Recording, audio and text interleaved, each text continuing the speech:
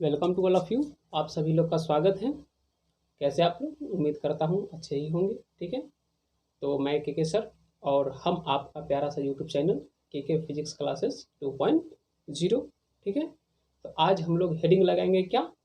Faraday's law of induction part one मतलब ये है कि इसको हम दो पार्ट में कंप्लीट करेंगे। ठीक है, तो फर्स्ट पार्ट आज देखेंगे और नेक्स्ट पार्ट जो सेकेंड आएगा तो हम लोग है ना आफ्टर टाइम देखेंगे, है ना। तो फर्स्ट पार्ट जैसे देखिए, आप बोर्ड के लिए यदि देख रहे हैं, ठीक है, तो फर्स्ट पार्ट से आपका बोर्ड का जो टॉपिक है सो कंप्लीट हो जाएगा। ठीक है, लेकिन इसमें मैं क्या करूँगा, जो सेकेंड पार्ट जो रहेगा उसमें इंडक्शन को और इसका एक्सपेरिमेंट, ठीक है, इंडक्शन साथ ही एक्सपेरिमेंट को आपको दूंगा। ठीक है, प्रोवाइड करूँगा, एक्सपेरिमेंट प्रोवाइड करूँगा और इसका इंडक्शन इंडक्शन का काफ़ी बातें होगी उसमें। और इसमें आपको फैराडेज लॉ और इंडक्शन जो आपको बोर्ड में चाहिए था। ठीक है, आप किसी भी बोर्ड से हो, उससे कोई मतलब नहीं है, चाहे बिहार बोर्ड हो, सीबीएसई बोर्ड हो, आईसीएसई बोर्ड हो, कोई भी बोर्ड हो। ठीक है, तो सेम ही रहेगा। ठीक है, उतना ही लिखना पड़ेगा और उसमें कोई कमी बेसी नहीं आएगी। ठीक है, तो कॉपी और पेन निकाल लीजिए और हेडिंग लगाइए क्या? Faraday's law of induction. ठीक है, साथ साथ नोट बनाते हैं तो आपको अच्छा रहेगा रिवीजन के लिए भी और कॉन्सेप्ट भी थोड़ा अच्छी तरीक़ा से क्लियर होगा। ठीक है, तो चलिए स्टार्ट करते हैं। तो वही वीडियो पॉज करके थोड़ा डिफरेंशन लिख देते हैं, फिर समझा देंगे।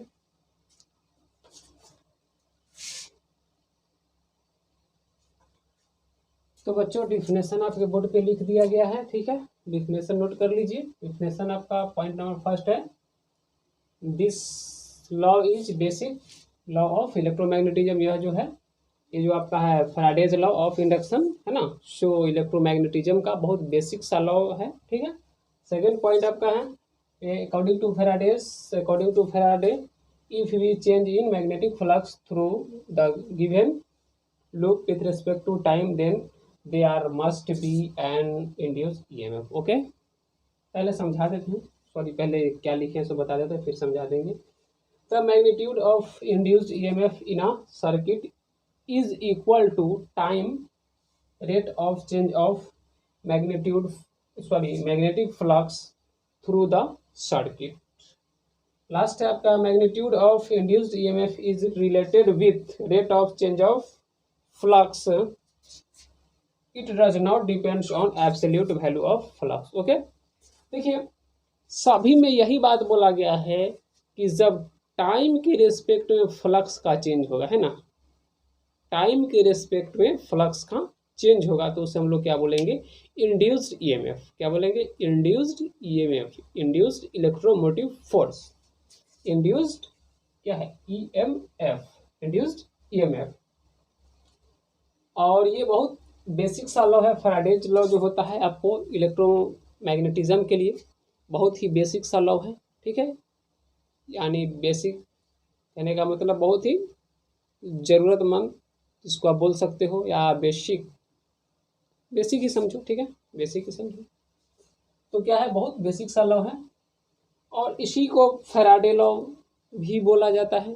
फैराडे ने यही प्रूफ किया था, है ना, इंड्यूस्ड ईएमएफ। ठीक है, इंड्यूस्ड ईएमएफ तो यही आपका फैराडेज लॉ भी है। फैराडेज लॉ भी बोले जाएगा तो आपको यही डिफिनेशन लिखना है, या फिर आपको इलेक्ट्रोमैग्नेटिक इंडक्शन पूछा जाए तो भी यही लिखना है। ठीक है, और इलेक्ट्रोमैग्नेटिक इंडक्शन का काफ़ी डिटेल के लिए एक हम अगले वीडियो बनाएंगे, जैसे कि आपको पहले ही बता दिए हैं। ठीक है, उसमें आपका एक्सपेरिमेंट रहेगा, जो कैसे कैसे ये सब कॉइल काम करता है ना, कहाँ पे कॉइल लगा है, कैसे कैसे क्या है नहीं है, तो वो पूरा डिटेल बताया जाएगा। साथ में इंडक्शन का थोड़ा आपका मॉडिफाई करके रहेगा, ये लॉन्ग डेरिवेशन के साथ रहेगा। ठीक है, तो आपका यही क्या है,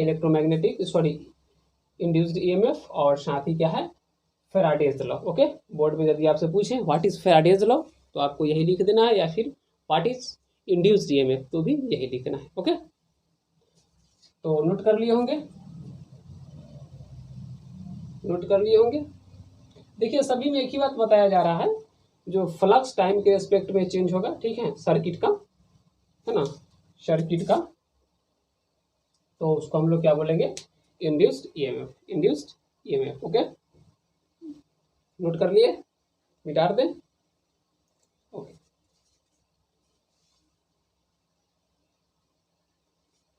या थोड़ा सा यहीं पे देख लीजिए, अब बात आती है मैथमेटिकल इक्वेशन का, क्योंकि हम लोग फिजिक्स पढ़ रहे हैं, कोई हिस्ट्री ज्योग्राफी तो पढ़ नहीं रहे हैं जो बस डिफिनेशन देख लिए हो गया।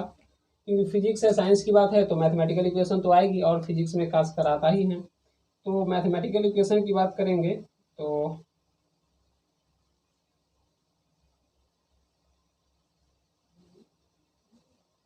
मैथमेटिकल इक्वेशन जो आपका आएगा बच्चों, शो आ जाएगा आपका क्या, इक्वल टू डी फाई यहाँ पे बी लगा दीजिएगा by D T, D phi by D T. साथ ही यहाँ पे एक माइनस आएगा। ये माइनस क्यों, तो माइनस जो आपका है रिप्रेजेंट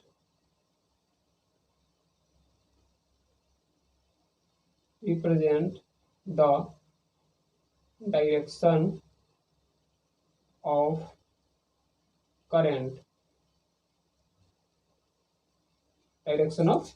ठीक है। ये करंट के डायरेक्शन के कारण निगेटिव आया है, क्यों आया है ना, जब एक्सपेरिमेंट बताएंगे तब आपको काफ़ी क्लियर हो जाएगा।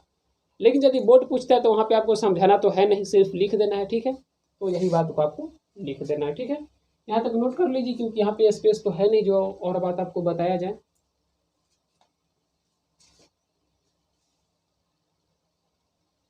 आज मौसम बेईमान है बरा, चलिए तो देखते हैं। आज मौसम सही में बहुत अच्छा है, ठीक है। पता नहीं आप वीडियो कब देख रहे हो, बट आज तो मेरे क्लास के बाहर है ना, क्लासरूम के बाहर काफ़ी हवाएं चल रही है, बहुत अच्छी सी मौसम है, बहुत सुहावना मौसम है, इंजॉय लेने लायक मौसम है। लेकिन हम तो क्लास में बोरिंग हो रहे हैं, क्योंकि आप लोग नहीं ना हो। क्लासरूम वाली बात तो ऑनलाइन में होती नहीं ना, आप लोग रहते हो तो हमें भी इंटरेस्ट आता है पढ़ाने में जब बच्चे सामने होते हैं। ओके, खैर चलिए, क्या किया जाए, आप इतना दूर हो फिर भी करीब हो, है ना, सही बात है। तो देखिए, तो बात कर लेते हैं एसआई यूनिट की। तो इसका एसआई यूनिट जो होगा, है ना, सॉरी, उससे पहले ये तो आपका क्या हो गया, ये था इंड्यूस्ड ईएमएफ, ठीक है। क्या है, induced, sorry, magnitude of induced EMF, induced EMF का मैग्नीट्यूड। तो नेक्स्ट आपका क्या लिखेंगे, टोटल इंड्यूस्ड ईएमएफ,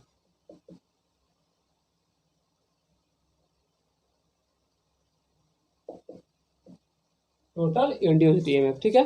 तो टोटल इंड्यूस्ड ईएमएफ जो होगा स्वभाव आपका हो जाएगा क्या, minus N D phi by D T.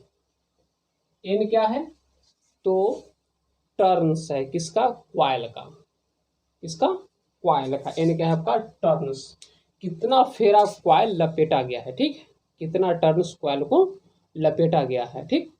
तो वही क्या है, एन आपका टर्न्स ऑफ क्वाइल।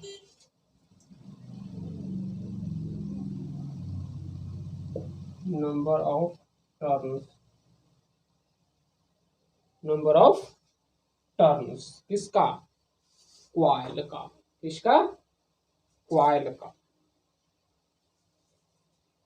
क्या लिख देते हैं, कहीं आप भूल जाओगे, in coil, number of turn is in coil, ठीक है। और ये आपका क्या है, ये आपका क्या है, मैग्नीट्यूड ऑफ इंड्यूस्ड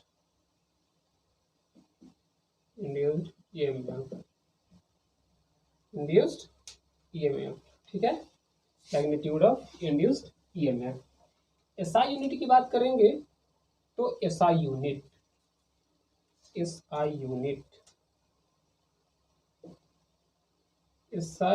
जो हो जाएगा, एसआई यूनिट ने गलत तो नहीं लिखी है, सही में नहीं लिखी है। सर आप तो गलती कर ही नहीं सकते, ऐसा नहीं है बाबू, हम भी गलती कर सकते हैं, है ना। तो एसआई यूनिट क्या होता है? हेनरी। इसका एसआई यूनिट जो होता है सो क्या होता है? हेनरी। क्या होता है? हेनरी, या फिर वोल्ट सेकेंड पर एम्पियर। वोल्ट सेकेंड पर एम्पियर, ठीक है। ये भी आ सकता है एग्जाम में, ये भी आ सकता है, जो आ जाए आपको छोड़ना नहीं है।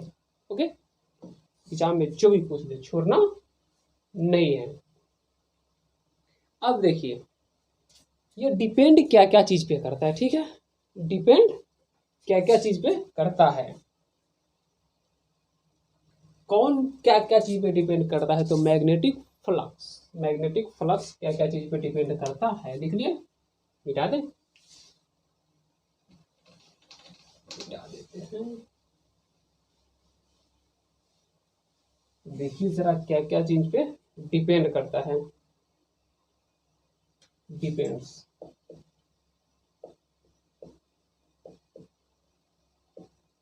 Depends on, depends on MF, मतलब क्या? Magnetic flux, magnetic flux. तो फर्स्ट बात क्या है? बाय चेंजिंग, बाय चेंजिंग क्या? मैग्नीट्यूड ऑफ,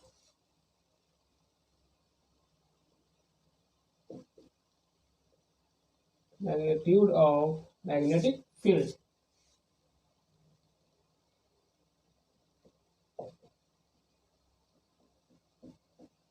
क्या है? फर्स्ट में क्या चीज पे डिपेंड करेगा? मैग्नेटिक फील्ड के मैग्नीट्यूड पे, मैग्नेटिक फील्ड का मैग्नीट्यूड पे। सेकेंड बात बाय चेंजिंग, बाय चेंजिंग क्या? By changing magnitude of,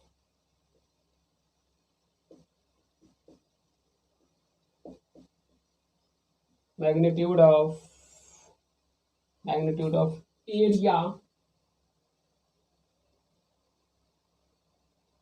area vector, area vector, ठीक है। थर्ड बात, थर्ड क्या चीज पे डिपेंड करेगा, ठीक है। थर्ड क्या चीज पे डिपेंड करेगा? तो by changing, by changing, by changing the relation,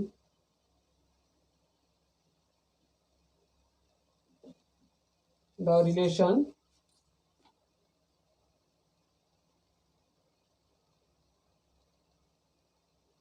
sorry the relative observation,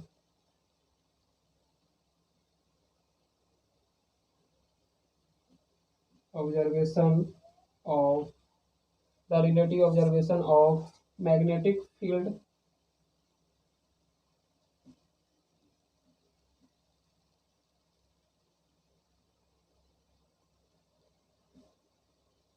and magnetic field and area vector,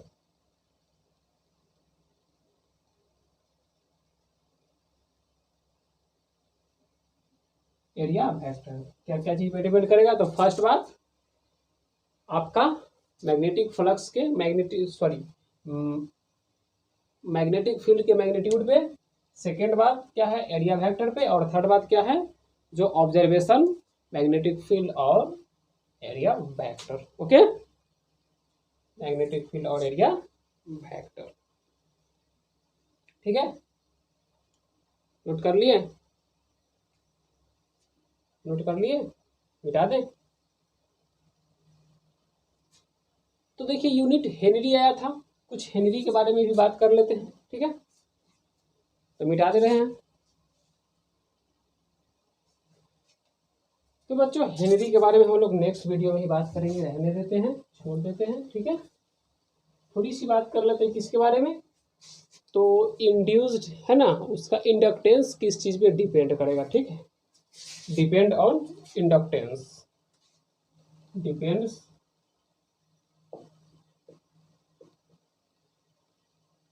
on inductance, inductance, ठीक है। तो फर्स्ट बात क्या है, किसी पर डिपेंड करेगा, material,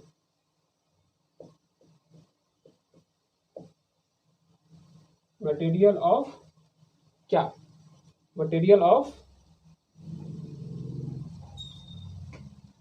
used in the core,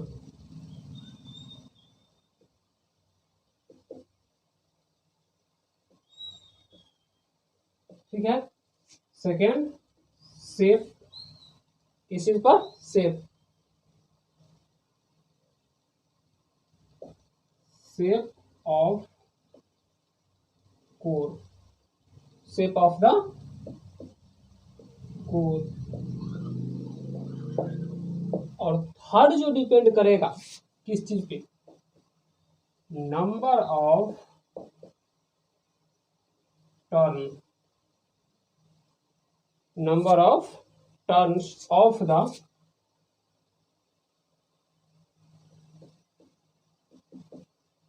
the wire used in the conductor,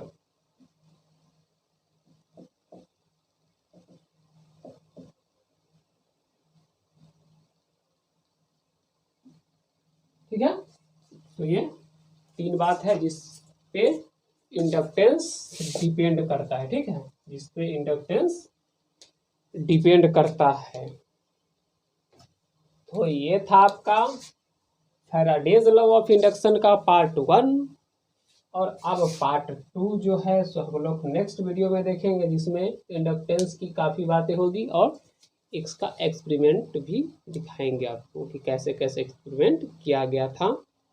तो मिलते हैं आपसे नेक्स्ट वीडियो में, तब तक के लिए ऑल द बेस्ट, पढ़ाई करते रहें।